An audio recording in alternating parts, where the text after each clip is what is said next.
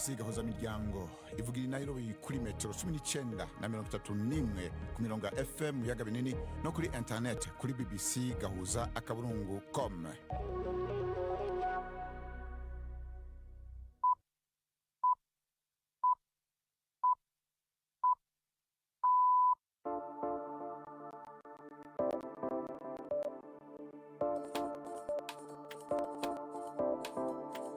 Ni isaha imwe n'igice z'ijoro i Nairobi, ni isaha 12 n'igice z'umugoroba mu Burundi no mu Rwanda. Muri kumwe na Bernard Bankukira. Tubaramutse kandi tubaha ikaze bakunze mwese ba BBC gahuza miryango kuri no gatanu igenekerezo rya 24 ukwezi kwa kane umwaka wa 2026. Makuru tugiye kubashikiriza kuri umugoroba. James Swan, umukuru mushasha wa MONUSCO, kuva mu gitondo cyo kuri no gatanu ari mu rugendo mu gisagara cya Goma mu seruko bwa Republika Demokarasi ya Kongo. Mu gisagara ca Kigali mu Rwanda kuva uyu munsi imodoka zunguruza abantu muri rusange zifise inzira ziharije amasaha amwamwe. Abagendesha izindi modoka bobo bemerewe kuhaca ryari. Genda mbere ya saa 12 za mu gitondo cyangwa se niba gahunda zawe zitihuta ugende nyuma ya saa 4 ube wagenda na nyuma ya saa 3 z'ijoro. Icyo gisate cyahariwe bisi kitakirimo gukoreshwa na bisi gusa. Muri Kenya, Perezida William Ruto yabaye ururimbo ku mbuga hwaniro inyuma yo kunegura icongereza c'abanyanigeria. Muri amakuru kandi mu mikino Arsenal izacakirana na Newcastle ku munsi w'ejo, intego ari ukugaruka ku mwanya wa mbere. Ntucikwe n'andi makuru menshi nabateguriye Gendi Yves Bucyana. Tubafitiye kandi na baza muganga. Amakuru ahagariwe na Anne Marie niwe mwiza. Idonido ni mukanya nyuma amakuru avugwa hirya no hino kw'isi dushikizwa na Latifa Mutesi. Minisitiri w'intebe wa Israeli Benjamin Netanyahu yatangaje ko yigeze kuvurwa indwara ya kanseri ya prostate ariko akabigira ibanga. Netanyahu avuga ko mu myaka 2 ishize yakozweho operation kubera kubyimba kwa prostate. Nyuma y'igenzura yakorewe abaganga basanze afite kanseri yari igitangira aho kari akabyimba gato.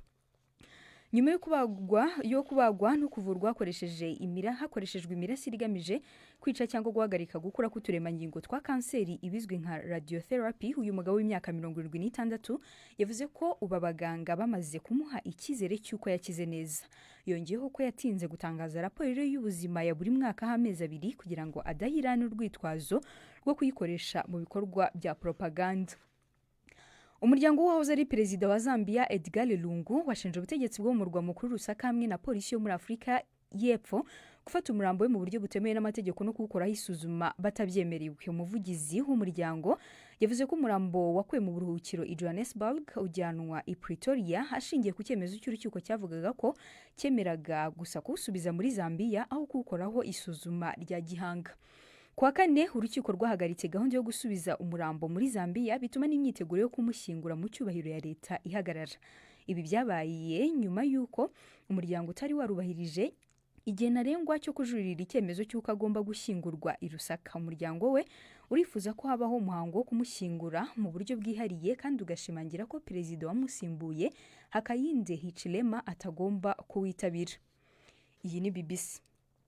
Mu gihe ibiciro by'ibitoro bikomeje kuzamuka bitewe n'intambara ya Irani, kompanyi y'Abashinwa ikora imodoka z'amashanyarazi BYD yatangaje ko ubu yihagazeho cyane nk'imwe mu bayoboye isi mu mpinduka zo kuva ku gukoresha ibitoro. Iyi kompanyi ubu niyo nini ku isi mu gukora imodoka z'amashanyarazi nyuma yo kurusha Tesla mu kugurisha imodoka mu mwaka ushize, ndetse n'ubu iri kwagura ibikorwa byayo mu mahanga ku muvuduko wihuse. Ni nkuru ya Sulanjana Tewal mumva mu ijwi rya Prime Ndikumagenge. Kompanyi y'Ubushinwa ikora imodoka zikoreshwa n'umuyaga nkuba BYD ivuga ko yarengewe n'abarondera kugura imodoka zayo mu gihe baguma baba benshi ku isi. Icegera cy'utwara iyo kompanyi Stella Lee yabyise kugorwa n'ubushobozi bwo gukora byinshi mu gihe igitigiri c'abasaba kugura kiruta kure niyo icizo bashoboye gukora. Avuga ko ubuhinga bwa vuba bwo kuzuza umuriro mu modoka bushobora kongera ku mwanya wo kugenda ungana n'ibirometero 400 mu minota 5 gusa, bwavanyeho imwe mu ngorane zari zikomeye cyane mu kwijukira imodoka zikoreshwa n'umuyaga nkuba, gutyo bukaba bwaciye bukora ico yise kugurura isoko 100%. Ibiro bya gisirikare bya Amerika Pentagon bivugwaho ko biri gusuzuma uburyo bwo guhana ibihugu bigize umuryango wa NATO bitashyigikiye intambara ya Amerika irimo na Iran. Umuyobozi umwe muri Amerika yabwiye Reuters ko hari imeri y'imbere mu nzego za leta yagaragazaga kutishimira ko bimwe mu bihugu by'inshuti byananiwe gutanga ibirindiro bya gisirikare cyangwa uburenganzira bwo kunyura mu kirere cyabo. Mu bihano bishobora gufatwa harimo gusaba ko Espanye yahagarikwa muri NATO ndetse no gusuzuma ku mugaragaro uburenganzira bw'Ubwongereza ku birwa bya Falkland. Minisitiri w'intebe wa Espanye Pedro Sanchez yagize ati ntabwo dukorera ku email. Anongeraho ko ubufatanye bw'igihugu cye n'ibindi bihugu buzahora bukurikiza amategeko mpuzamahanga. Bernard. Urakoze Latifa. Amakuru ku buryo burambuye tuyahere mu Rwanda aho umujyi wa Kigali watangaje icyemezo cyo guharira imodoka zunguruza abantu muri rusangi ibice bimwe bimwe by'amabarabara y'iki gisagara. Byatangajwe ko iki cyemezo kigamije guhangana n'ingaruka z'ibiciro by'ibikomoka kuri petrol kizogenda cyubahirizwa mu masaha abantu biyunguruza ku bwinshi. Abakoresha imodoka zabo bwite bahamagarirwa kugendera mu modoka rusangi canke naho bagakoresha amabarabara agwiriyemwo ayaca mu duce dutuwemo. Inkuru ya Jean-Claude Mwambutsa. Imihanda yahariwe imodoka zitwara abagenzi gusa niyerekeza mu bice bibamo abagenzi benshi kubera ko bituwe cyane cyangwa bikaba bikorerwamo imirimo myinshi. Aha ni nko kuva mu mujyi wa Kigali werekeza mu gace nka Remera, uwerekeza Kicukiro cyangwa se uva mu mujyi werekeza mu gace gahora mu rujya n'uruza ka Nyabugogo. Umuvugizi w'umujyi wa Kigali Emma Claudine Ntirenganya asobanura uko gahunda nshya igiye kubahirizwa. No kuvuga mu gitondo kuva saa 12 kugeza saa 4 ndetse na nimugoroba kuva saa 11 kugeza saa 3 z'ijoro. Iki gisate rero cyahariwe bisi kizajya gikoreshwa na bisi n'ibinyabiziga ndakumirwa, hanyuma mu yandi masaha izindi modoka nazo zibe zishobora kuba zanyura aho ngaho nyuma ya saa 4 na nyuma ya saa 3 z'ijoro. Bivuga ngo ni igisate cyahariwe bisi muri ya masaha y'abagenzi benshi. Umujyi wa Kigali uvuga ko guharira igice cy'umuhanda imodoka nini zitwara abagenzi bigamije kuzifasha kwihutana abagenzi, bityo binagabanye umunigano w'imodoka ukunze kuboneka mu masaha yo kuva cyangwa kujya ku kazi.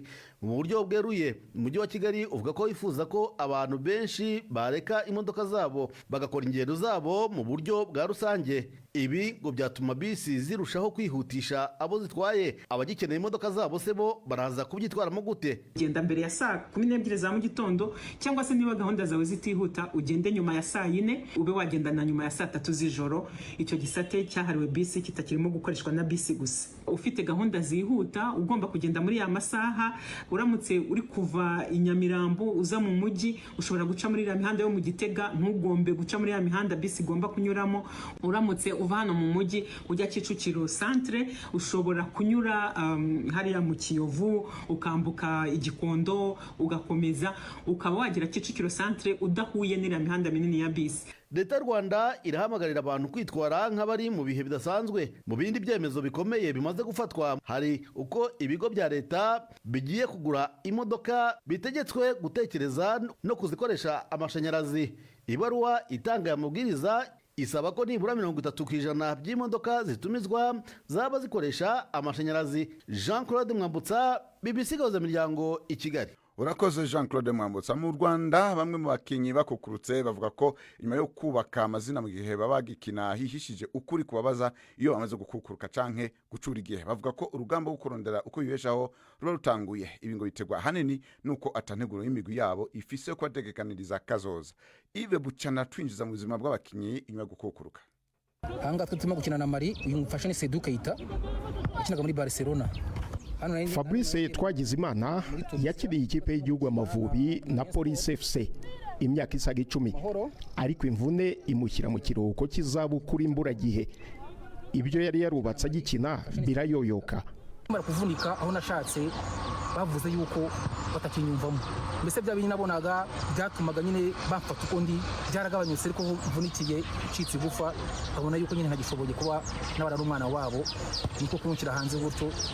Kuba warutunze urugo cyangwa ko ufite ibintu runaka uko mukuru kumva ati ibi bintu wakoreye imyaka 30 kumva ngo mugiye kubigabana. Si benshi mu bakinnyi bibuka guteganyiriza ejo hazaza bakiri mu muvuduko w'isiganwa. Disi Dieudonné ni umwe mu bakinnyi b'amateka akaba n'ikirangirire mu gusiganwa ku maguru u Rwanda rwagize. We ngo yiteguye kare. muri 2014 ubwo nahagarikaga umukino wo gusiganwa ku maguru nari imeze neza ku buryo nari mfite amafaranga nari naragerageje gusevinga kandi n'inama nari naragiriwe nkiri mutoya ku buryo nari naragerageje kuyubahiriza. Kuzigama no kwiga niyo ntwaro n'abandi bakinnyi nka Aristide Mugabe bakoresheje kugira ngo ifirimbi ya nyuma itababera intangiriro y'ubuzima busharira, ari nayo nama agira abakiri mu mukino. Kwizigamira by'ejo hazaza kuko ibyo babona ntabwo bizahora biza, ikindi bakiga ibintu bitandukanye byazabafasha ejo hazaza, uburyo bashora amafaranga, nko kwiga ikindi kintu umuntu yakora mu gihe yaba atagikina. Ikindi no kwitwara neza nyine kugira ngo kariyeri yawe itazarangira vuba ubigizemo uruhare. Yakiniye amakipe menshi akomeye ya basketball, anaba kapitene w'ikipe y'igihugu, ubu ni n'umwe mu batoza bayo. Mu gihe abafana bishimira intsinzi, abakinnyi bo barwana intambara yo kurinda ejo hazaza habo. Ese amakipe n'amashyirahamwe bari gukora ibihagije kugira ngo aba bakinnyi amaherezo yabo atazaba mabi cyane? Hari ababona ko amashyirahamwe ya siporo ndetse n'amakipe yakagombye gufata iya mbere kuzigamira abakinnyi. Bwana Leonidas Nshimiyimana, impuguke akaba n'umujyanama mu by'amategeko, asanga amashyirahamwe y'imikino akigendera mu mutaka w'uko imikino mu Rwanda itari y'ababigize umwuga, ariko ngo icyo gihe cyararangiye. Turebe nko muri football ubu amakipe yo mu Rwanda ageze rwo kurokirita umukinnyi guhera ku $5,000 by'amadolari kugeza ku $1,000, hanyuma bagahera ku mafaranga wenda 1,000 kugeza ku 10,000 bya salary ya buri kwezi. Reka tujye nko muri basketball, u Rwanda rumaze kwibaka urwego rwo hejuru ku buryo dusigaye twakira na Basketball Africa League. Ntabwo ibikorwa nk'ibyo wavuga ngo urabikora utari umuprofessionel. Ku bwa Leonidas, kwitegura hakiri kare n'ishyirwa mu bikorwa ry'itegeko rigenga amashyirahamwe ategamiye kuri leta arimo n'ay'imikino bishobora gutuma ifirimbi ya nyuma itaba intangiriro y'agahinda k'ubuzima bwose bw'abakinnyi mu Rwanda. Yves Bucyana, BBC Gahuzamiryango, i Kigali. Urakoze Yves Bucyana. Ico kibazo naco ikiganiro Imvura Imvano cejo kizoba kishingiye ko ntuzocikwe ku masaha mumenyereye isaha imwe mu gitondo mu Burundi no mu Rwanda. Turashima Imana kuko twashitse amahoro iwacu. Ubuzima bwo mu ikambi bwari bwananiye icizere cyose. Ayo namwe majambo yavuzwe na bamwe banyekongo bari bahungutse bava mu Burundi aho bari bahungiye mu mwaka uheze. Ejo niho umugwi wa mbere w'abarenga 500 batashe icese ubwa mbere bava mu ikambi ya Busuma ihaye indaro abarenga 60,000 nabahunze mu mpera z'umwaka uheze igihe umuhari M23 ugwanya leta ya Kongo winjira mu gisagara ca Uvira imbere ko civanamwo haheze imisi ku mupaka wa Gatumba na Kavimvira aho baciye mu gutaha babwiye mugenzi wacu Patrick Kwaso uko yumva. Tunashukuru Mungu turashima Imana kuko twashyitse amahoro iwacu. Mu Burundi nari maze y'amezi 4. Ubuzima bw'Ibusuma bwari bugoye rwose. Twaburaga ibyo kurya, aho kuryama, tukabura amazi. Ubuzima bwari bugoye pe. Turahungutse kuko hano ni muhira. Umva tunezerewe, turahimbawe. Dutashye ku bushake bwacu. Kwa sasa nimefika hapa kwenye ubu nageze ku mupaka. Ikizere ni cyose ko ntashe. Numva mpimbawe kuko nari narabuze inshuti zanje. Ubuzima nabwo bwari bugoye. Inzara, indwara, naho twaronka imiti ntibyari biryoshe nk'uko umuntu ashobora kwironderera ukwiwe. Ku kwezi umuntu yaronka ibiro 2 by'ibiharage n'ibiro 5 by'ifu. Nizo mfungurwa twari tugenewe. Ku mahera naho baduha 38 by'amarundi ku kwezi kose kandi ku muntu. Ndanezerewe kuko ubu ngiye kubandanya imirimo nakora mbere kandi ngiye kubaho neza. Ubuzima bwo mu nkambi bwari bwananiye, abantu barapfuye ku bwinshi, ibyo gufungura byari ingorane, akazu ka sugumwe cari ikibazo, amazi nayo yari ikibazo, ariko turashima Imana ko mpungutse mu mahoro. Ndaryohewe ko ntashe mu mutekano pe, nahunganye n'umugabo ariko wewe yahisemwe kuba araguma mu nkambi azoza mu nyuma. Abo rero bari bamwe mu bakongomane bahungutse mu barenga 400 tabasarenga 500 nk'uko bivuze n'abarenga 400 ishami rya ONU George impunzi rikavuga ko hagiye kuzoja harataha impunzi 2,000 mu misi 2 ku ndwi kwa kabiri no kuwa kane. umutegetsi mushasha wa MONUSCO kuva mu gitondo cyo kuri wa gatanu ari mu rugendo bw'isagara ca Goma mu sogoko bwa Republika ya Demokarasi ya Kongo. Urugendo rwa James Swan muri iki gisagara kigenzurwa n'umuhari M23 ruje mu ntumbero yo gushigikira ishirwa mu ngiro ry'amasezerano y'agahengwe impande zishamenye ziherutse kumvikana ko nkuko wenyene ya avyivugiye. Ivyo urugendo katuyaze Jidas Hundimpundu. Uru nigo rugendo rwa mbere James Swan agize mu buseruko bwa Republika ya Demokarasi ya Kongo kuva agenywe mu mabanga yo kurongora MONUSCO hacindwi zitatu. Uyu mugabo yamuka muri Leta Zunze Ubumwe za Amerika yatangaje ko mu bimugenza harimo kumviriza no kuganira n'impande zose mu ntumbero yo gushigikira ihagarikwa ry'intambara. Uru rugendo cyo kimwe n'urwagizwe n'icegera canje Viviane Van Doper mu kwezi kwa kabiri ruje mu ntumbero nyamukuru yo gushira mu ngiro agahengwe mu ntambara. Nkuko mubizi, Goma ifise ikibanza gikomeye mu twigoro two gucuresha intureka two gukingira abasivile no gushigikira umugambi w'amahoro uri kuraba. Uru rugendo ruje nyuma y'indwi imwe kuva habaye amasezerano y'ubwumvikane hagati ya leta ya Kongo n'umuhari AFC M23 kukunge n'ibintu vyogenda mu biganiro vyabereye i Montreux mu Busuwise.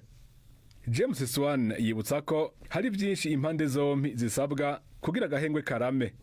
Ces conditions comprennent la cessation de l'usage des muri ivyo bisabwa harimo kuvavanura n'ikoreshwa ry'amadrone mu ntambara, kureka guhungabanya ubuhinga bwo kwerekana iyuja buzwi nka sinyo GPS, korohereza abakozi ba MONUSCO hamwe no kureka ibibuga vy'indege n'ikirere bigakoreshwa mu mutekano.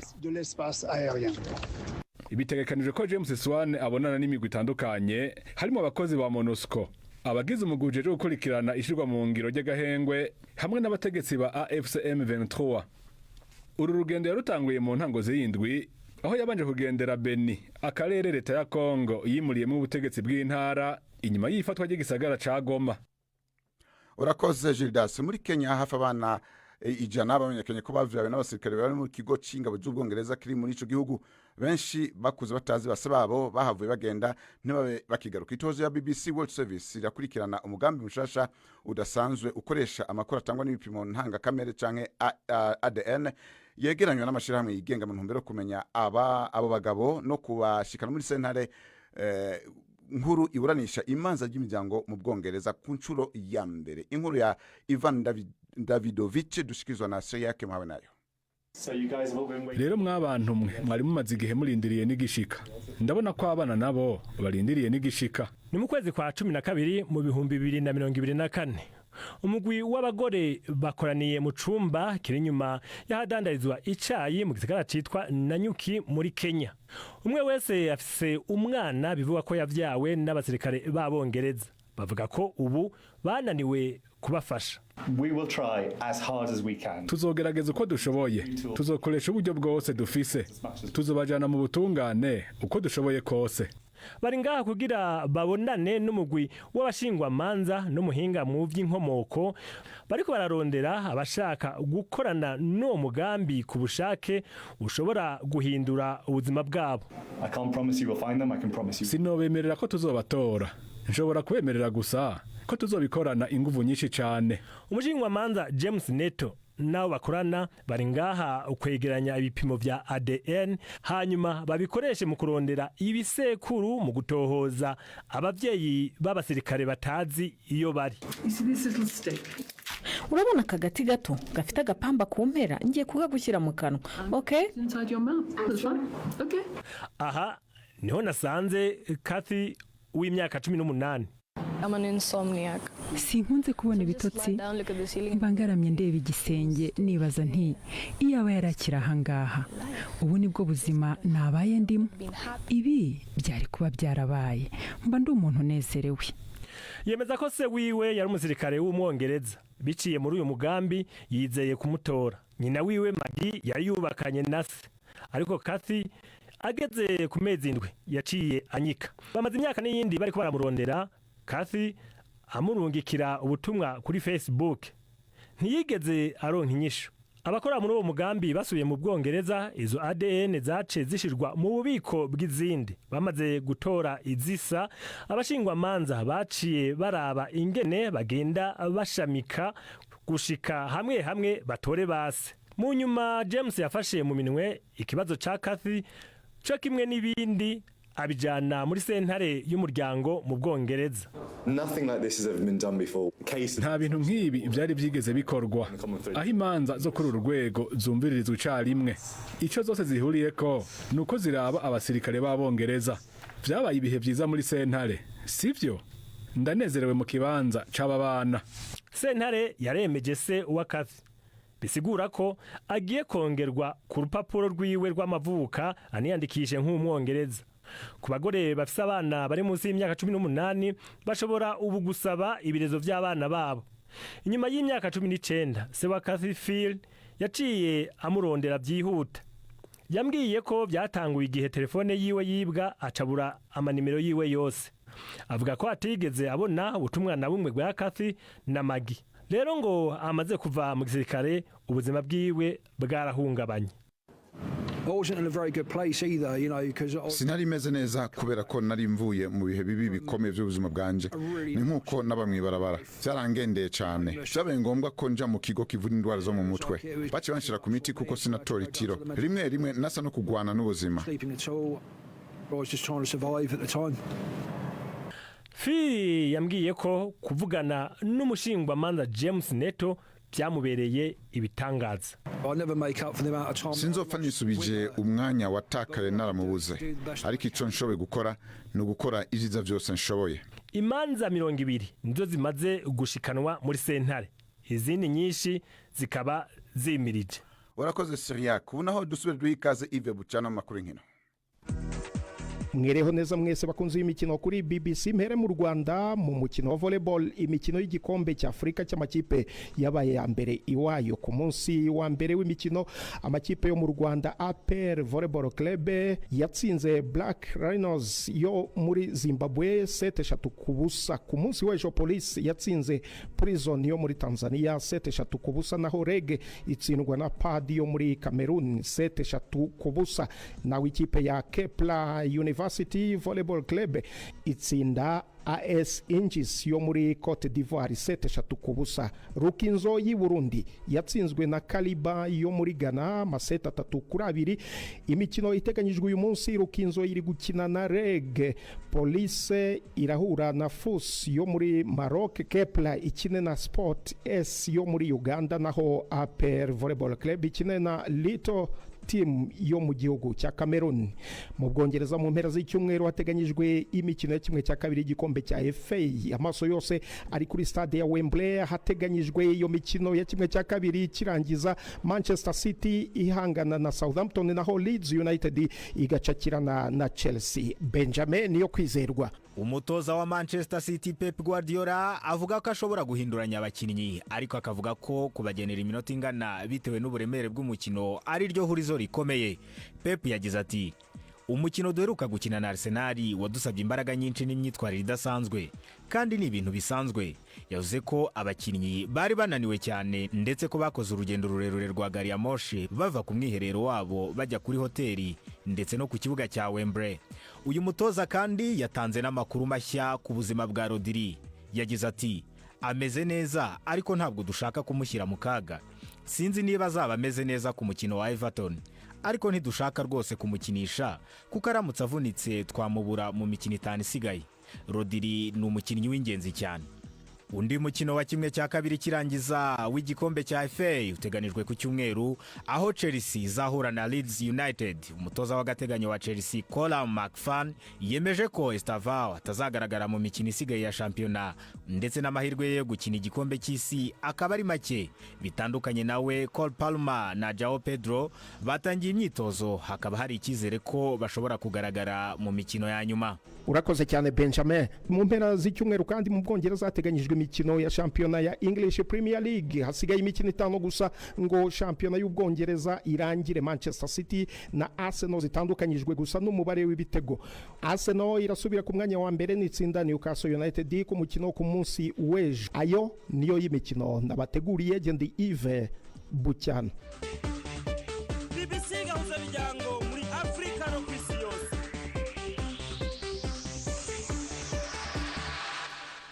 Urakoze Yves Bucyana. Ubu naho duhikaze Yvette Kabatese mu kiganiro baza muganga.